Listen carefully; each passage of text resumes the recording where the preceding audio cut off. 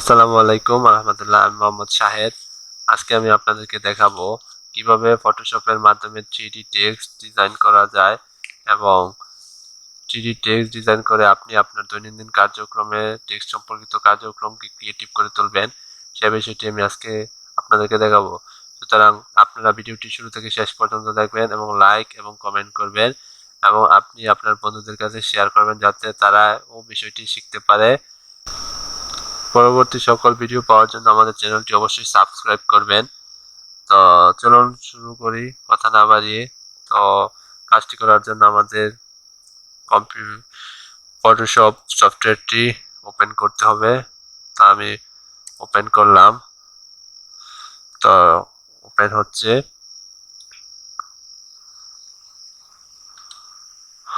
তো ওপেন হওয়ার পর এখানে আপনারা ক্রিয়েট এ নিউতে ক্লিক করবেন। ক্রিয়েট এ নিউতে ক্লিক করার পর এখানে আপনারা ক্রিয়েট বাটন করবেন। আপনাদের ব্ল্যাঙ্ক পেজ নেবেন। ব্ল্যাঙ্ক পেজ নেওয়ার জন্য আমার এখানে 1280 বাই 720 একটি সাইজ আছে। তো আমি এটিতে আপনাদেরকে করে দেখাবো। সুতরাং আমি আর এখানে ক্রিয়েটে ক্লিক করলাম। ক্রিয়েটে ক্লিক করার পর এখন আমরা আমাদের ব্ল্যাঙ্ক পেজটি সেট করে নেব কাজ করার জন্য। তো সেট করার জন্য আপনি আপনার keyboard control zero button press করলে আপনার ব্যাকগ্রাউন্ডটি আপনার সেট হয়ে যাবে। তো আমি কাজটি করে নিলাম। এখন আপনি আপনার কাজ করার জন্য লেয়ার বার আনবেন। তো লেয়ার বার আনার জন্য আপনি উপরে মেনু থেকে উইন্ডোজ অপশনে যাবেন। উইন্ডোজ থেকে দেখেন নিচে লেয়ার্স অপশন আছে। তো লেয়ার্স অপশনে ক্লিক করবেন। এই লেয়ার্সটি আনার জন্য আপনি আপনার কিবোর্ডের F7 বাটন প্রেস করলে ওই লেয়ার বারটি চলে আসবে। তো আমি এখান থেকে দেখাচ্ছি। লেয়ার অপশনে ক্লিক করে দেখেন আপনার ফটোশপ এরিয়াতে ডান পাশে আপনার লেয়ার বার চলে আসছে। তো প্রথমে আমরা ব্যাকগ্রাউন্ডটাকে আমরা কপি করব। তো কপি করার জন্য আপনি কন্ট্রোল প্রেস করুন। দেখুন আপনার ব্যাকগ্রাউন্ডটি এখন কপি হয়ে গেছে। তো ব্যাকগ্রাউন্ডটি কপি করার জন্য আপনাকে অবশ্যই জিনিসটি মনে রাখতে হবে। এখন আমরা ব্যাকগ্রাউন্ডের মধ্যে একটি কালার সেট করব।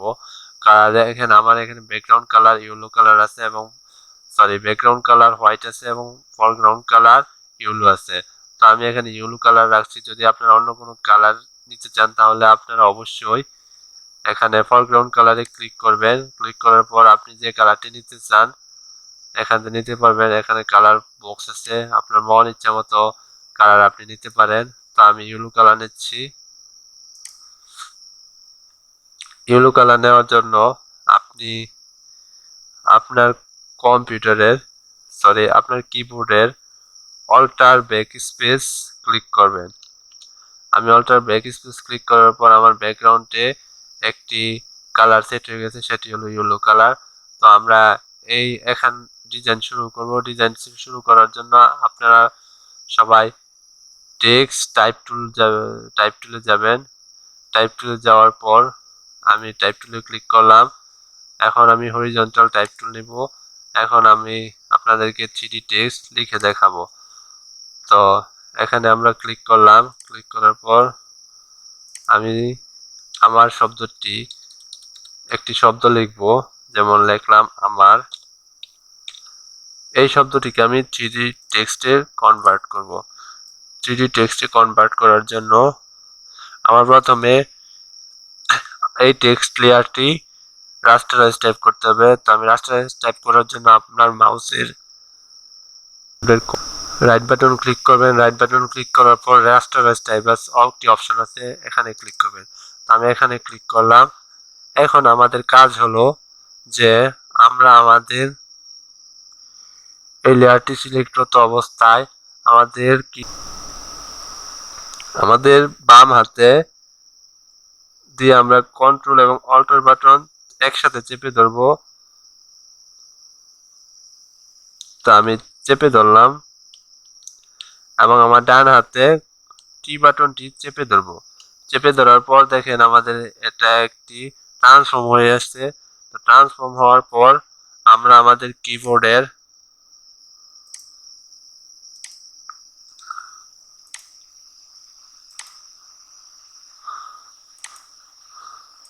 আমাদের কিবোর্ডের অ্যারো বাটনের ক্লিক করব। যে আমি এখন বিষয়টি পুরো ছবির মাধ্যমে দেখাচ্ছি, আপনারা এটি জুম করে নেবেন। এখন আমাদের কাজ হলো যে আমাদের কিবোর্ডের 4টি অ্যারো বাটন আছে।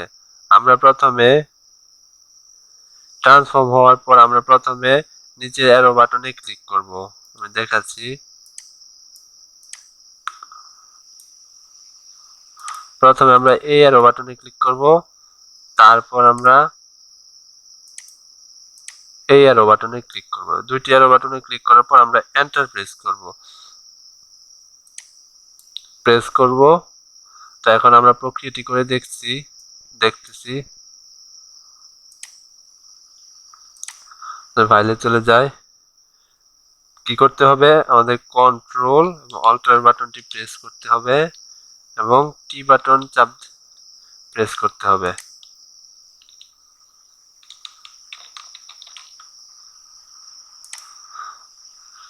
সরি, আমাদের লেয়ারটি সিলেক্ট হয়নি।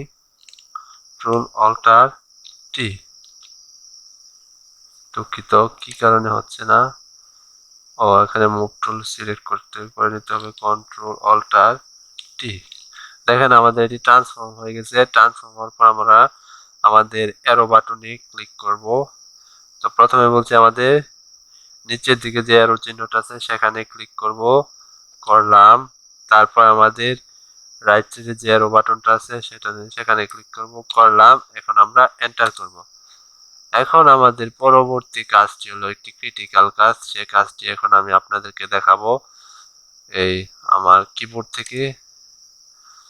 তো প্রথমে আপনার করতে হবে, আপনার ডান হাতের একটি কাজ আছে এবং বাম হাতের কাজ আছে। আপনার ডান হাতের কাজ হলো টি প্রেস করা। কাজটি আমি দেখাচ্ছি আপনাদেরকে। সরি, অতিরিক্ত জুম হয়ে গেছে। আপনার বাম হাতের কাজ হলো আমার এই ঘরের 3টি বাটন একসাথে প্রেস করা। প্রথম হলো এটা, তারপর হলো এটা, তারপর হলো এটা। এই 3টি বাটন আপনি বাম হাতে প্রেস করবেন। তারপর আপনি ডান হাত দিয়ে টি বাটনে চাপবেন। এরকম চাপ দেওয়ার পর আপনার টেক্সট লেয়ারটি কয়েকটি কপি হবে। তো এই কপিটি করে নেই। তো আমি এখন আপনাদেরকে প্র্যাকটিক্যালি দেখাচ্ছি বিষয়টা। দেখেন আমার টেক্সটটি কপি হয়ে গেছে। শিফট কন্ট্রোল অল্টার টি। দেখেন আস্তে আস্তে আমি যতবার টিতে প্রেস করছি ততবার আমার লেখাটি বড় হচ্ছে। তো এত বেশি বড় না করে ছোট আকারে আমি দেখাচ্ছি।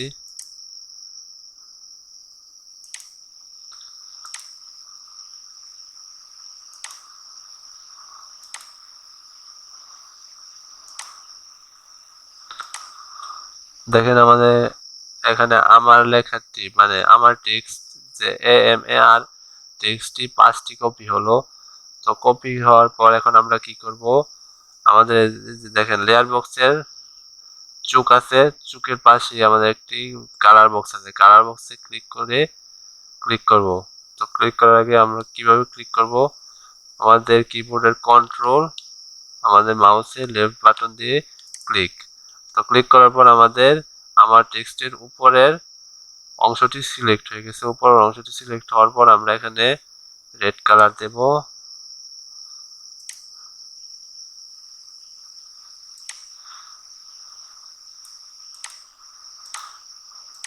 রেড কালার দিতে চাই। তো রেড কালার দেওয়ার জন্য আমরা কি করব, আমাদের কিবোর্ডের অল্টার ব্যাকস্পেস ক্লিক করব। দেখেন আমাদের উপরের লেয়ারের কালারটি রেড কালার হয়ে গেছে। এখন কন্ট্রোল ডি দেখি, দেখেন অনেকটা আমাদের 3D সাইজ হয়ে গেছে। তো বিষয়টাকে আরো অ্যাট্রাকটিভ করার জন্য আমাদের সবার নিচের একটি লেয়ার আছে, টেক্সট লেয়ার। টেক্সট লেয়ারের সবার নিচের টেক্সটটিকে আমরা সিলেক্ট করব। সিলেক্ট করার জন্য আমাদের সবার নিচের লেয়ারের কালার বক্স আছে, কালার বক্স কন্ট্রোল চাপ দেওয়া অবস্থায় আমরা কালার বক্সে ক্লিক করব। কালার বক্স ক্লিক করার পর আমরা এখন এই কালারটিকে ব্ল্যাক দেব। ব্ল্যাক দেওয়ার জন্য এখন আমরা এখানে ক্লিক করব। ক্লিক করার পরে যে এখান থেকে ব্ল্যাক সিলেক্ট করি, ওকে করি। এখন আমরা আবার অল্টার ব্যাক স্পেস করলাম। এখন কন্ট্রোল ডি। দেখেন আমাদের এখানে সবার নিচে লেয়ারটি ব্ল্যাক হয়ে গেছে। তো এভাবেই আপনারা আপনাদের টেক্সটগুলো